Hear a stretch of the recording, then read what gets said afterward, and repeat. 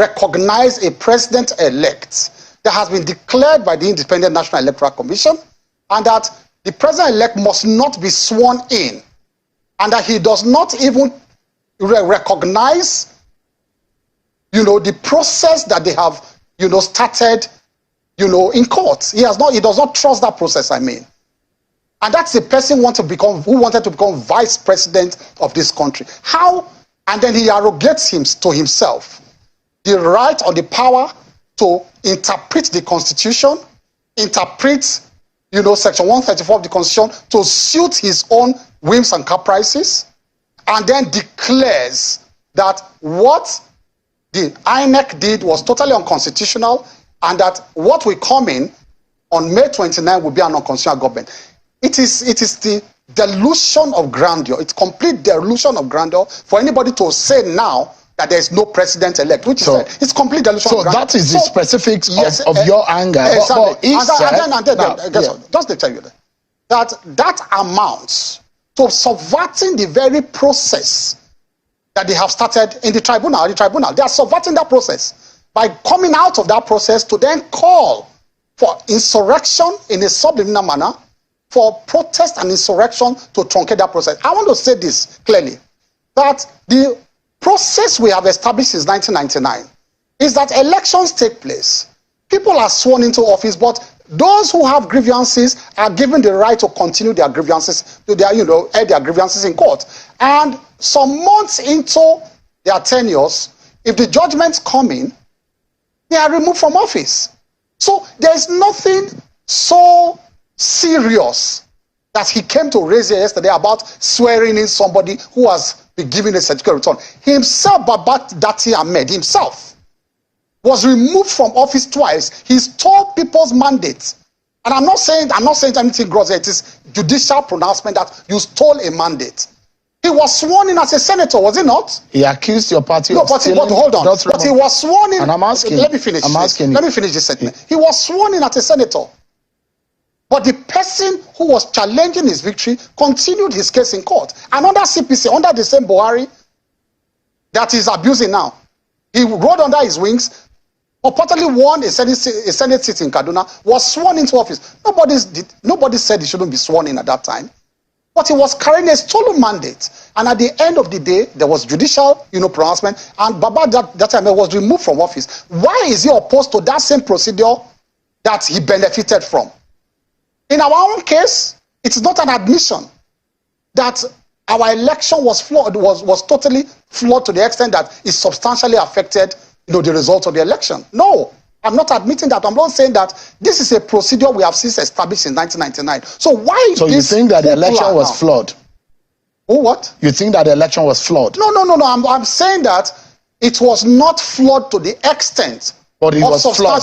No, in some areas there were infractions in areas. In the southeast. But the allegations are that in the southeast. In the southeast there were flaws. In the southwest there were some flaws. That the victory of your party is illegitimate because they believe that there were a lot of voter suppression and in fact it's a stolen mandate. Those are the words of the opposition. Who has the right? Who has the right to make that determination? You were asking him yesterday. Institutions must function.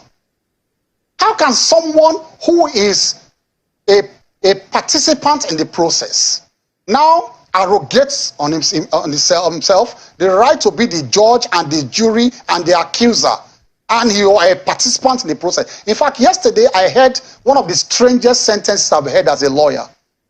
You know that sentence he came here to say, and I'm not surprised because he's not a lawyer, but he runs an institution. He said, this section of the Constitution comes interpreted. You heard that yesterday. That no, you don't need to bother. This section comes interpreted. I have never heard that in my life. What I have heard from my life as a law student is that the right to interpret provisions of the Constitution lies in the judiciary, and that's why you have a tripod. And I'd like to get your own interpretation.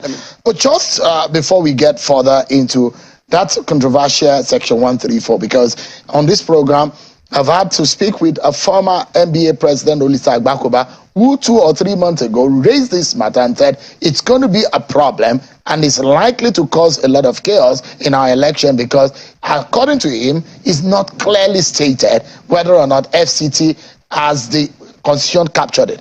But let me ask you, what he said, part of what he said, and part of what the opposition has said is that when you tell people to go to court, it then means something, that you steal something from them and you are asking them to go through a process in which you are predetermined or you have your way around that process. So just hang on.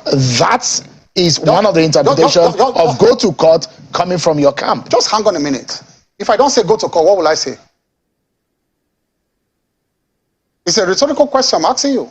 If I don't say go to court, what would I say as a winner? But does it also mean that will I say come, let's fight? Does it mean that you predetermine the process? No, not predetermined. Thinking? I'm only asking you a rhetorical question that answers your question. If I don't say go to court, what it means, if I don't actually use that word, that sentence, is that avail yourself of the procedure of the machinery for addressing your grievance as provided for by law.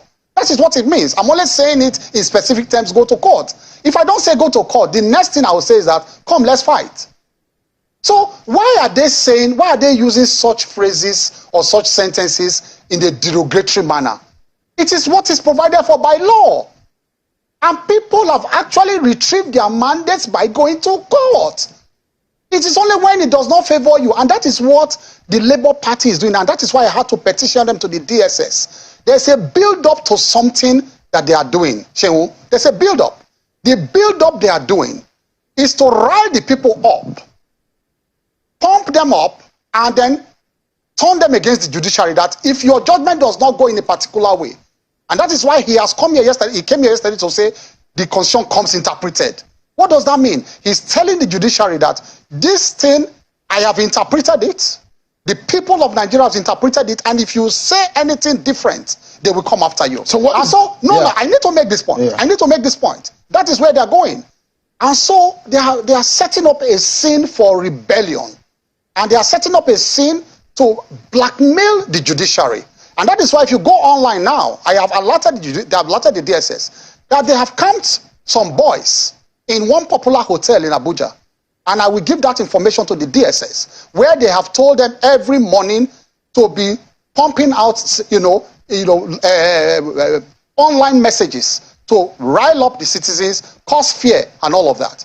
And so what they want to do is to say once the judiciary now goes another way, then the judiciary must have sold out. So and that's why they are threatening the judges. And they have gone up to that point. I want to make this point. Nigerians must know that the Labour Party online touts now are threatening judges, threatening their families, exposing them. Go online and see what is happening.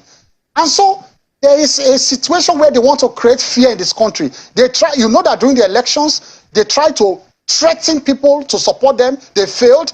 During the announcement, they tried to threaten INEC. So everything about them is threats. To threaten INEC to support them, they failed. Now they want to move to the judiciary. It is enough is enough.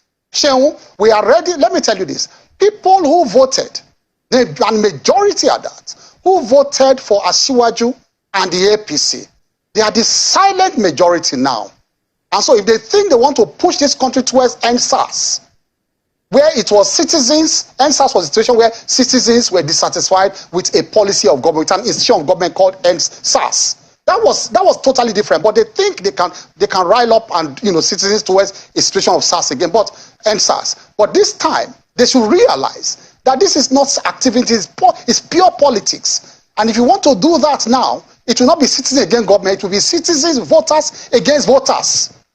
People who voted for the ruling party. You imagine that the mandate of your candidate and for your party, is it popular? So I will ask you this question, a rhetoric question again. No, I'm not supposed to answer it is. I'm supposed to be answering. No, it's a rhetoric question that I'll use to answer you.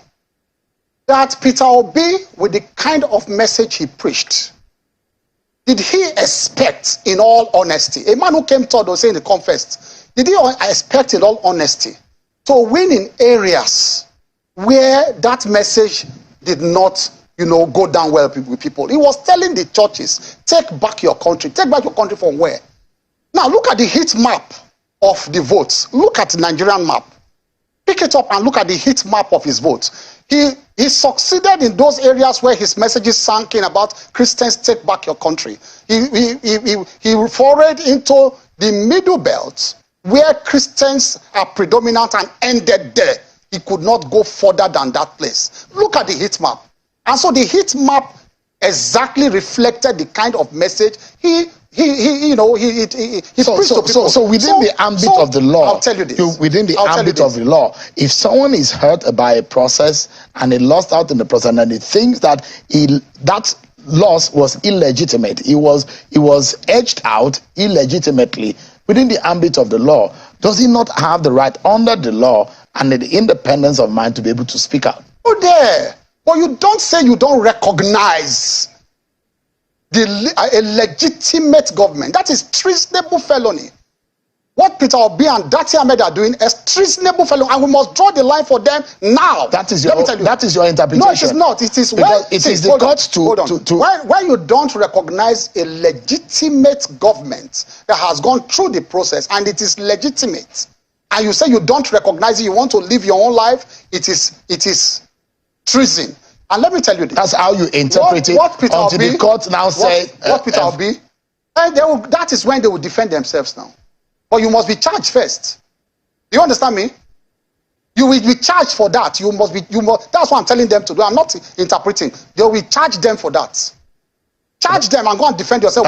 Why you are calling on people to protest? That's the remit of the states to do, though. Yes, that's what I'm saying. That's why I've submitted myself to process. Have I not?